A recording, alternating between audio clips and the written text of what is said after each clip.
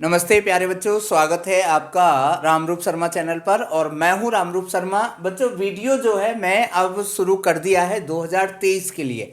तो आपने अगर चैनल को सब्सक्राइब नहीं किया है तो सब्सक्राइब जरूर कर लेना और बेल आइकन भी प्रेस कर देना, ऑल पर सेट कर देना बच्चों, क्योंकि अब जितने भी नए नए नोटिफिकेशन आएंगे वो सारे के सारे नोटिफिकेशन मैं आपको लाइव क्लास में या वीडियो में लेके लगातार आता रहूँगा। ध्यान रखिएगा, अगर आप जेईई के एस्पिरेंट बनना चाहते हैं तो आपको अपडेटेड रहना बहुत ज़रूरी होगा। आपको पता होगा कि एनटीए जो बॉडी है वो हट जाएगी अब, और अब जेएबी की बॉडी आएगी जेईई मेंस 2023 के एग्ज़ाम को कराने के लिए।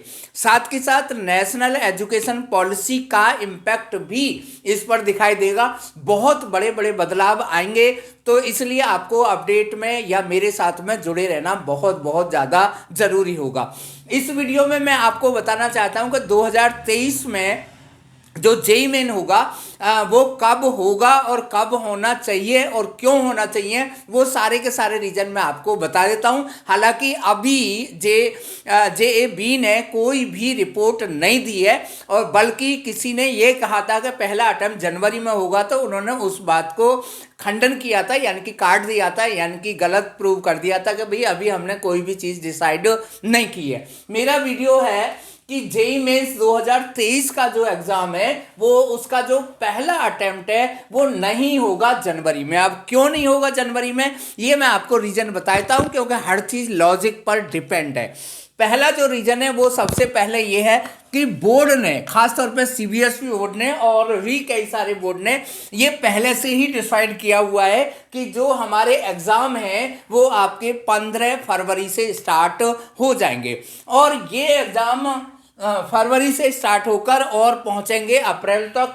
तो इसलिए 15 फरवरी से अगर एग्जाम है तो और जनवरी के लास्ट वीक में जो एग्जाम होना है वो पॉसिबल नहीं है, क्योंकि जेईई मेंस के एग्जाम में और बोर्ड के एग्जाम में कम से कम 1-1.5 महीने का डिफरेंस होना जरूरी है। दूसरी जो बात है वो ये है कि जो सीबीएसई बोर्ड का पैटर्न है, आपने देखा होगा कि करीब 30% जो पार्ट है वो इंटरनल असेसमेंट के ऊपर डिपेंड है। उसमें प्रैक्टिकल वर्क भी इंक्लूड है, उसमें प्रोजेक्ट वर्क भी इंक्लूड है, उसमें फाइल वर्क भी इंक्लूड है, और जब प्रैक्टिकल जो एग्जाम है वो 1 जनवरी से स्टार्ट होंगे और पूरे जनवरी तक ये एग्जाम चलेंगे।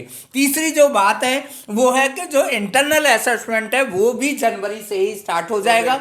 और प्रोजेक्ट वर्क, इसके अंदर इंटरनल असेसमेंट के अंदर 3 चीज़ें खास तौर पे आती हैं। पहला प्रोजेक्ट वर्क है, दूसरा पोर्टफोलियो है, और तीसरा जो है फाइल वर्क या कॉपी वर्क या दूसरी चीज़ें। 5-5-5 नंबर या कुछ इस तरीके से डिस्ट्रीब्यूशन उसका है। और इससे भी बड़ी जो बात है बच्चों वो ये है कि नॉर्थ ईस्ट और नॉर्थ में जो है जनवरी में, क्योंकि बहुत ज़्यादा ठंड होती है, तो वहाँ पर जो प्रैक्टिकल वर्क है या इंटरनल असेसमेंट जो है वो आपका दिसंबर के करीब में ही शुरू हो जाएगा। तो ये पॉसिबल बिल्कुल भी नहीं है। नहीं, अगर ऐसा करने की जेएसी ने कोशिश की, जेएबी ने कोशिश की, तो फिर लास्ट ईयर की तरह फिर वही पंगा होगा कि 10 दिन तक पता है कि हमारा एग्जाम होने वाला है, 10 दिन बाद अचानक नोटिस आ गया कि भाई एग्जाम पोस्टपोन्ड हो गया। तो ये जो पोस्टपोन्ड का नाटक है उसे खत्म करने के लिए डेट को फिक्स रिलीज कर देना चाहिए। और मुझे ऐसा लगता है और ऐसा ही होगा कि पहला अटेम्प्ट अप्रैल में होगा और दूसरा जो अटेम्प्ट है वो मई में हो जाएगा, और जो आपके एडवांस का पेपर है वो जून में या जुलाई, 3 जुलाई तो नहीं कह सकते, पहले संडे में होता है, यानी कि जून के फर्स्ट संडे में या जुलाई के फर्स्ट संडे में एडवांस का एग्जाम होगा।